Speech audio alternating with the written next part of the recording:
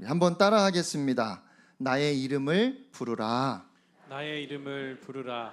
오늘 십계명 강의 네 번째로 제 3계명 너는 내 하나님 여호와의 이름을 망령되게 부르지 말라 하신 말씀을 생각해 보려고 합니다. 여러분은 혹시 기억에 남는 이름이 있으십니까? 제가 대학생 때 후배 이름이 외자로 형이었어요. 성은 노씨였거든요. 그래서 노형인데 저보다 3학년이나 아래 후배지만 제가 늘 형이라고 불러야 했습니다. 중학교 1학년 때 저희 반에 충일이라는 친구가 있었습니다. 충일, 이름 괜찮지요? 그런데 성이 현씨예요. 그래서 현충일입니다. 우리나라에 정식으로 등록된 이름 중에 강씨성을 가진 사람이 자녀의 이름을 아지라고 지었습니다. 그래서 강아지입니다. 여러분 아시는지 모르겠지만 저희 아버지께서도 누나 이름을 아지라고 지으려고 하셨답니다. 누나 이름이 송아지가 될 뻔했는데 어머니가 절대로 안 된다고 하셔서 영이라고 지으셨습니다. 고양이도 있고요, 오렌지도 있습니다.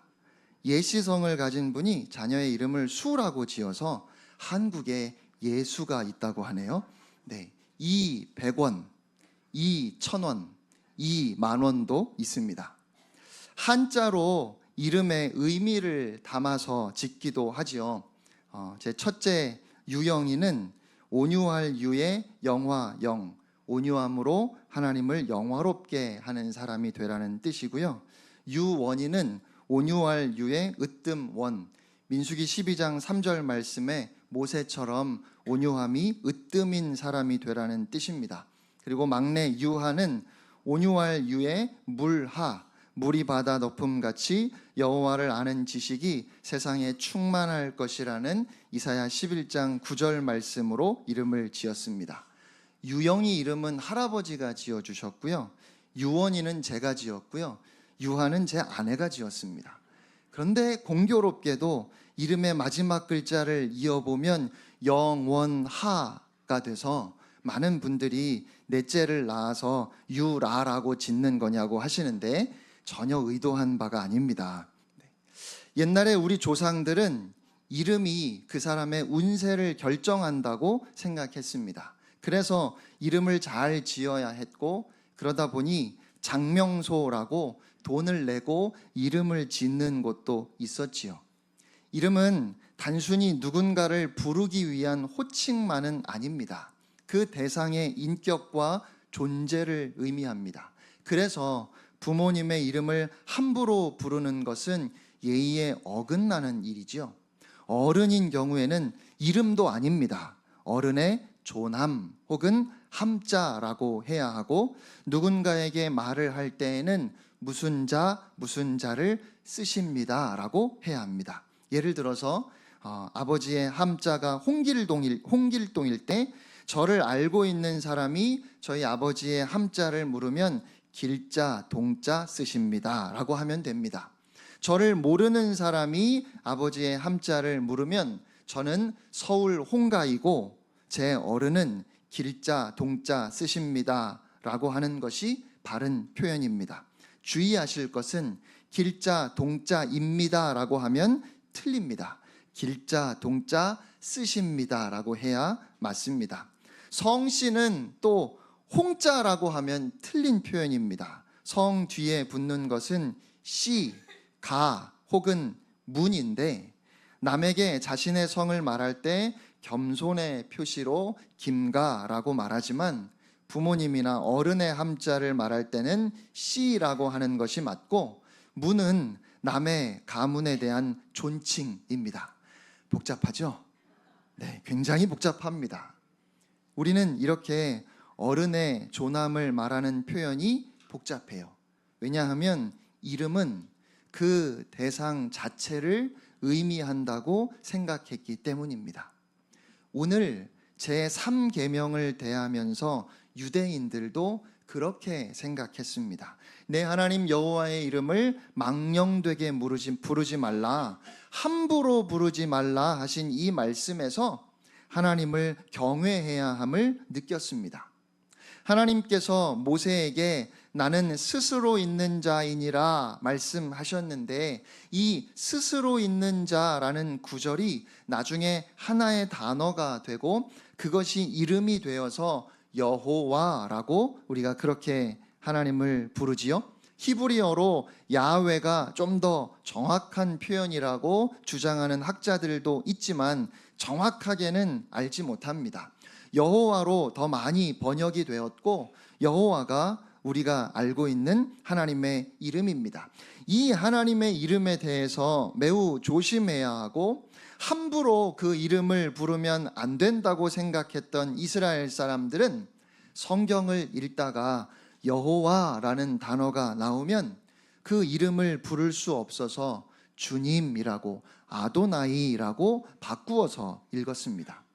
여러분, 이렇게 하나님의 이름을 부르는 것이 조심스러워서 여호와라는 이름을 부르지 못한 것에 대해서 어떤 생각이 드십니까? 너무 지나치다 싶으십니까? 꼭 그렇게까지 해야 하느냐 말씀하시겠습니까? 제가 한번 상상을 해 보았습니다. 성경을 읽는데 여호와라는 하나님의 이름이 나오니까 그 단어 앞에서 멈추고 차마 그 단어를 입에 올리지 못하고 아도나이, 주님이라고 바꾸어서 읽는 겁니다. 그걸 상상해 보니까 저는 감동이 되었습니다. 왜냐하면 우리는 정말 거룩하신 하나님 이름 앞에서 조심스러워야 하니까요. 하나님은 그렇게 우리에게 최고의 경배를 받으시기에 합당하신 분이니까 그렇습니다. 그런데 시간이 흐르면서 사람들이 그 이름과 존재를 분리하기 시작했습니다. 여호와라는 이름을 부르지 않았던 것은 하나님에 대한 경외 때문이었지요. 하나님이 거룩하신 분이기 때문에 그 하나님의 이름을 함부로 부르지 않았던 겁니다. 그런데 하나님을 인정하고 하나님을 경외하는 마음은 없으면서 그냥 관습으로 그 이름 부르는 것만 조심하게 되었다는 겁니다. 하나님의 살아계심에 대해서 아무런 두려움도 없으면서 단순히 그 이름을 입에 담는 것만 조심하는 위선적인 모습이 사람들에게서 나타나기 시작했습니다. 여러분, 이름은 그 대상의 존재를 의미하기에, 그래서 그 이름을 귀하게 여기는 것은 그 이름의 주인에 대한 존경과 사랑의 표현입니다. 이스라엘 백성들이 예배를 드릴 때에도 또 맹세할 때에도 그 이름을 잘못 사용할까 봐 그 두려움 때문에 아예 그 이름을 사용하지 않았던 거지요. 대신에 그들은 다른 호칭을 사용해서 예배를 드렸고 또 맹세를 했습니다. 그렇게 했던 건 하나님을 경외했기 때문이에요. 그들을 애굽에서 인도해 내신 그 하나님을 향한 최고의 경배로 그 이름을 존귀하게 여겼던 겁니다. 그런데 언제부터인지 사람들이 하나님의 사랑을, 하나님의 은혜를 잊어버리기 시작했어요. 더 이상 하나님의 그 거룩하신 임재를 그들의 삶 속에서 생각하지 않게 되었습니다. 맹세를 했음에도 자신의 이익을 위해 그 맹세를 소홀히 여기거나 어기기도 했습니다. 다만 그렇게 맹세할 때 하나님의 이름으로 하지 않았으니까 괜찮다고 생각했습니다. 하나님 앞에 드리는 예배에도 정성을 다하지 않았습니다. 예배 드릴 때에도 하나님의 이름을 부르지 않았던 것은 하나님을 향한 최고의 존경의 표현이었는데, 정작 예배하는 사람들의 그 마음에 하나님을 향한 경외함이, 거룩하신 하나님 앞에 섰다고 하는 두려움이, 하나님을 향한 사랑이 사라져 버렸다는 겁니다. 하나님의 이름을 감히 부르지 않았던 것은 하나님 앞에서의 최고의 경건이었는데, 정작 사람들의 예배는 조금도 경건하지 않았습니다. 그러면서도 형식적으로 예배하고 거짓으로 맹세하면서도 나는 하나님의 이름은 부르지 않았으니까 계명을 어긴 것은 아니라고 생각했습니다. 여러분, 과연 너는 내 하나님 여호와의 이름을 망령되게 부르지 말라는 말씀이 그런 의미일까요? 우리의 예배 속에 하나님을 경외하는 마음이 없으면서 단순히 여호와, 그 하나님의 이름만 부르지 않으면 괜찮은 겁니까? 오히려 이 세 번째 계명이 언제 어디에서 제일 많이 어겨질까요? 교회에서 예배 드리는 중에 가장 많이 어겨지는 것은 아닙니까? 우리가 예배를 드리면서 언제 하나님의 이름을 함부로 부른 적이 있나요? 오늘 우리는 하나님의 이름을 함부로 부르거나 하나님의 이름에 나쁜 말을 한 적이 없지요. 그런데 문제는 내 중심이 하나님을 떠난 채 그저 입술로만 하나님을 찾는다면 그것이 하나님의 이름을 망령되게 부르는 겁니다.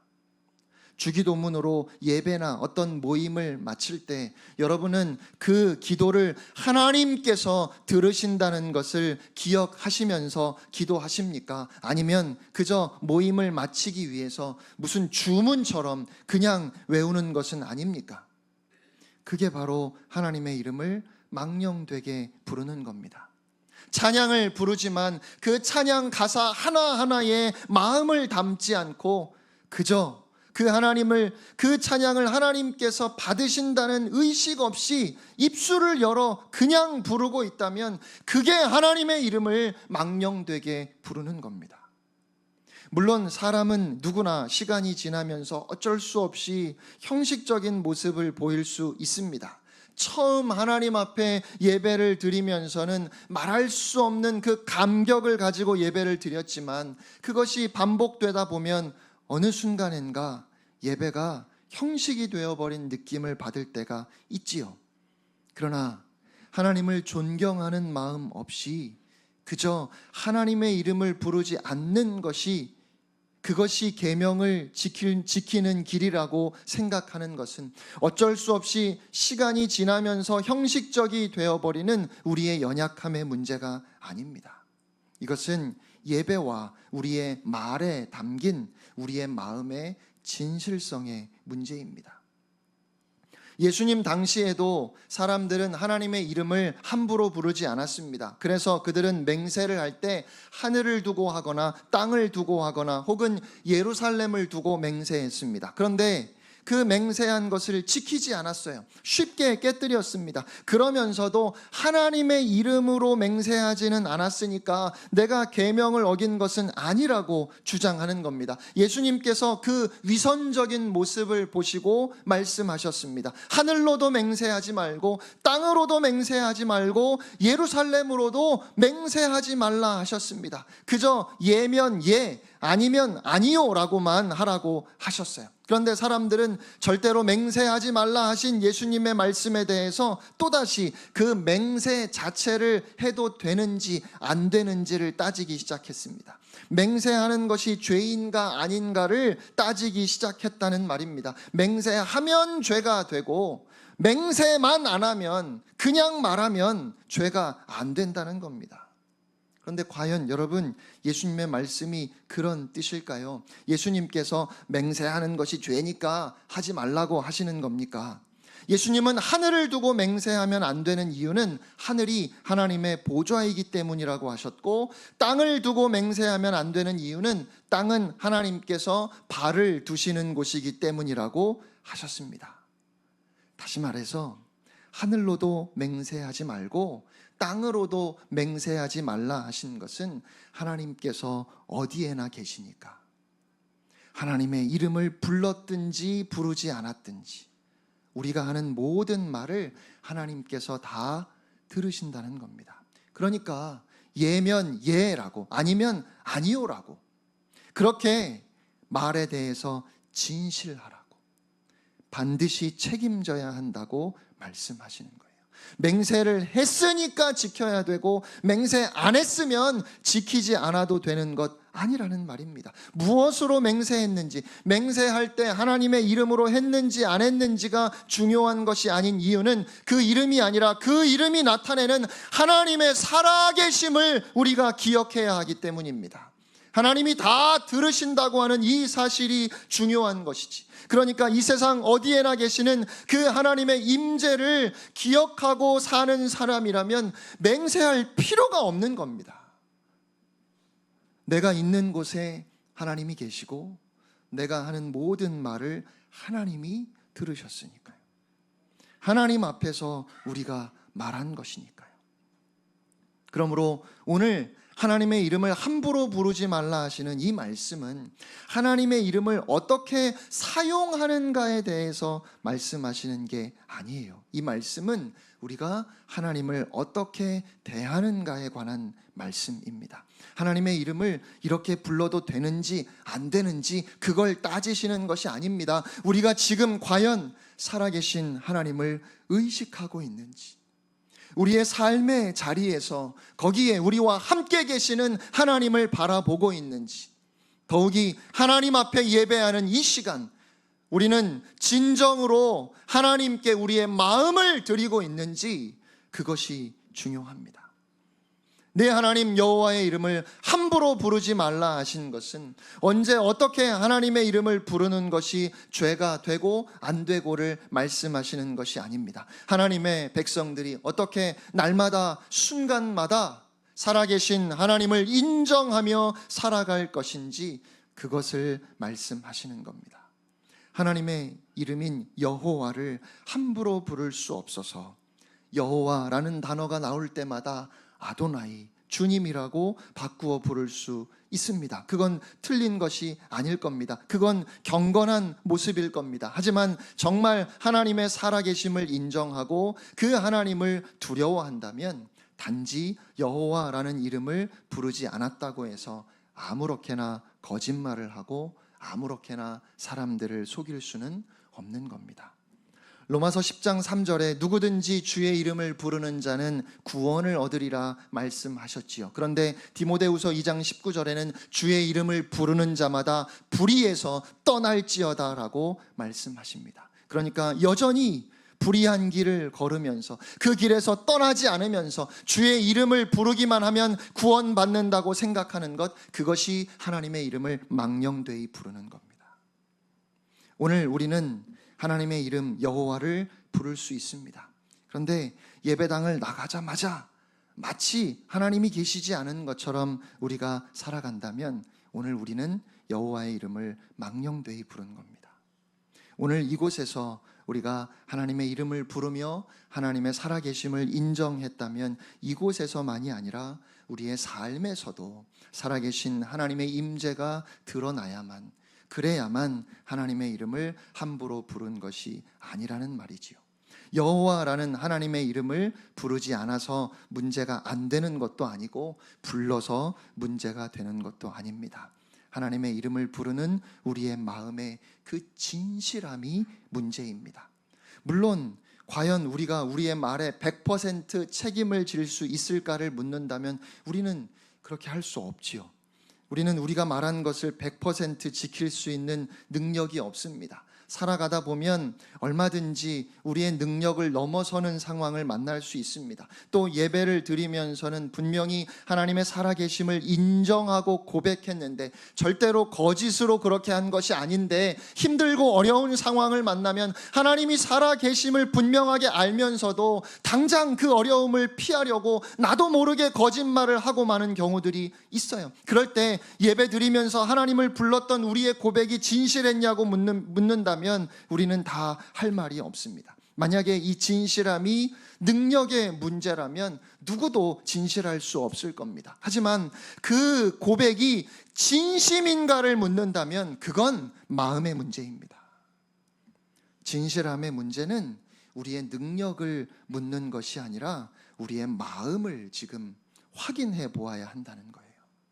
사랑하는 성도 여러분, 오늘 여러분은 하나님께서 이곳에 계심을 분명하게 기억하고 하나님의 살아계심을, 하나님이 나와 함께 하심을 인정하며 두렵고 떨리는 마음으로 그 진심을 담아 여호와, 그 거룩하신 이름을, 그 존귀하신 이름을 부르고 있습니까?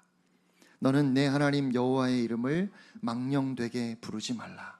오늘 이 계명을 통해서 우리에게 전해지는 하나님 아버지의 마음이 있습니다. 하나님의 이름을 함부로 부르지 말라는 이 말씀을 통해서 하나님이 우리에게 주시는 교훈은 단순히 어떤 위험이나 권위를 말씀하시는 게 아닙니다. 나의 이름은 존귀한 것이니까 함부로 부르지 말아라, 이렇게 말씀하시는 게 아닌 것 같아요. 단순히 그 이름을 높이고 예배해야 하는 의무를 강조하시는 것도 아닙니다. 너는 나의 이름을 함부로 부르지 말라 하시는 이 말씀을 통해서 하나님께서 우리에게 주시는 메시지는 하나님과의 그 진실한 만남, 친밀한 인격적인 교제입니다. 고대 사회에서 사람들이 왕의 이름을 부를 수 있었을까요? 심지어 왕의 어머니라 할지라도 아들이지만 왕이기 때문에 그 이름을 함부로 부를 수 없었습니다. 그런데 왕이 누군가에게 너는 특별히 내 이름을 불러도 된다, 이렇게 허락했다면 어떻습니까? 하나님께서 우리에게 그저 하나님이라고 부르지 말고, 그저 신이라 부르지 말고 너는 나를 여호와라고 하나님의 이름을 부르라 말씀하시는 것은 하나님께서 우리를 친구로 불러주시는 겁니다. 하나님께서 우리에게 여호와, 그 존귀하신 이름을 부를 수 있도록 허락하신 것은 너는 내 친구이고 너는 내 연인이다라는 말씀이고, 그렇게 친밀한 관계로 우리를 초청하시는 겁니다. 깊은 신뢰와 우정과 사랑의 관계로 우리를 불러주시는 겁니다. 오늘 본문을 묵상하면서 정말 안 어울리게 제가 시가 한 편 생각났습니다. 김춘수의 시 꽃입니다. 내가 그의 이름을 불러주기 전에는 그는 다만 하나의 몸짓에 지나지 않았다. 내가 그의 이름을 불러주었을 때 그는 나에게로 와서 꽃이 되었다. 내가 그의 이름을 불러준 것처럼 나의 이 빛깔과 향기에 알맞은 누가 나의 이름을 불러다오. 그에게로 가서 나도 그의 꽃이 되고 싶다. 우리들은 모두 무엇이 되고 싶다. 너는 나에게, 나는 너에게 잊혀지지 않는 하나의 눈짓이 되고 싶다. 유명한 시지요. 그만큼 많은 사람들의 마음에 공감이 된다는 의미일 겁니다. 이름을 불러주기 전에는 하나의 몸짓에 지나지 않았습니다. 이름을 불러주었을 때 비로소 꽃이 됩니다. 나도 누군가의 꽃이 되고 싶다. 나의 이름을 불러다오. 너는 나에게, 나는 너에게 의미이고 싶다. 여러분, 이것이 이름을 부른다는 의미 아닙니까? 하나님께서 우리를 친구로, 연인으로 우리의 이름을 불러주셨고, 우리에게 그 존귀하신 하나님의 이름, 여호와의 이름을 부를 수 있는 특권을 주셨습니다. 제가 그런 하나님의 마음을 생각하면서 또 떠올랐던 찬양이 있습니다. 여러분이 아마 모르실 것 같습니다. 최근에 발표된 찬양인데 아주 짧습니다. 제가 목소리가 별로 좋지 않지만 한번 불러보겠습니다.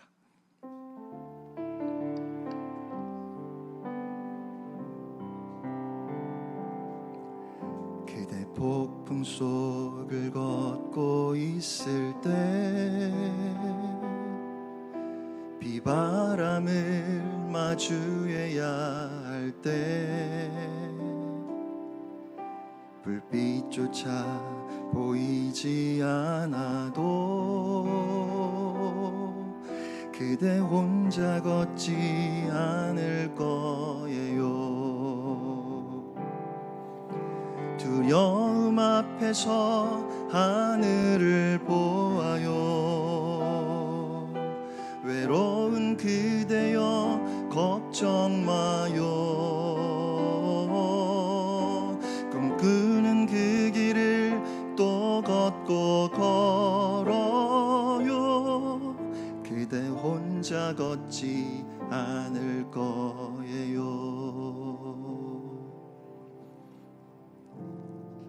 하나님께서 나의 이름을 함부로 부르지 말라 하신 말씀이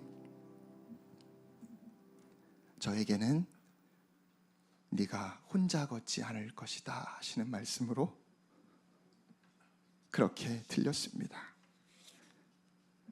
우리 하나님께서 우리와 늘 함께 하신다는 겁니다. 하나님의 이름을 우리에게 주시고 그 이름을 부를 수 있게 하신 것은 우리에게 권세를 주신 겁니다. 어명을 전하는 사람은 아무리 그 사람이 보잘것없어도 그가 가지고 온 왕의 이름 때문에 그의 말은 권세를 갖게 됩니다. 그러니까 우리가 잘나서가 아니라, 우리가 대단해서가 아니라 나에게 이름을 주신 그 하나님의 이름의 능력 때문에 우리는 권세를 가진 사람들입니다.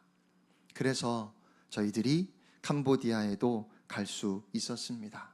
아무것도 할 수 없는 연약한 사람들이지만 하나님께서 그 이름을 증거하라 하셨기에 그 이름을 가지고 그곳에 다녀온 겁니다.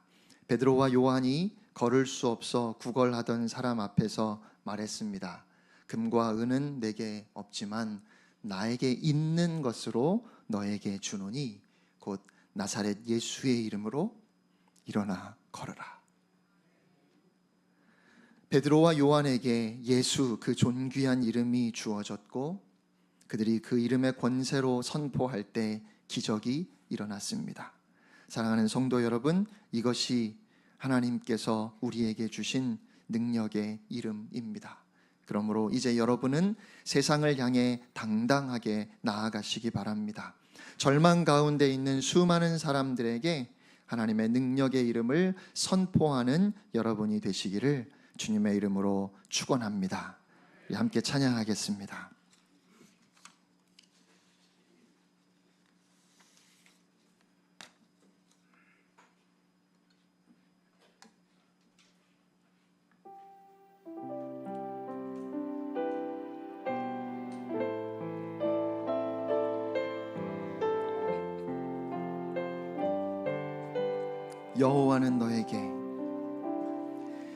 여호와는 너에게 복을 주시기를 원하며 너를 지키시기를 원하시며 여호와는 그 얼굴을 너를 향하여 드사 은혜와 평강 주시기 원하노라. 다시 한번 여호와는 너에게 복을 주시기를 원하며 너를 지키시기를 원하시며 여호와는 그 얼굴을 너를 향하여 드사 은혜와 평강 주시기 원하노라. 너를 보배롭고 존귀하게 여기시는 하나님이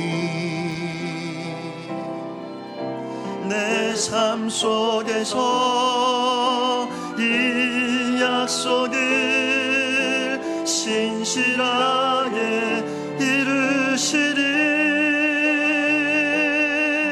땅에 기름진 것으로 하늘에 신령한 것으로 너를 복주시고 지키실 하나님이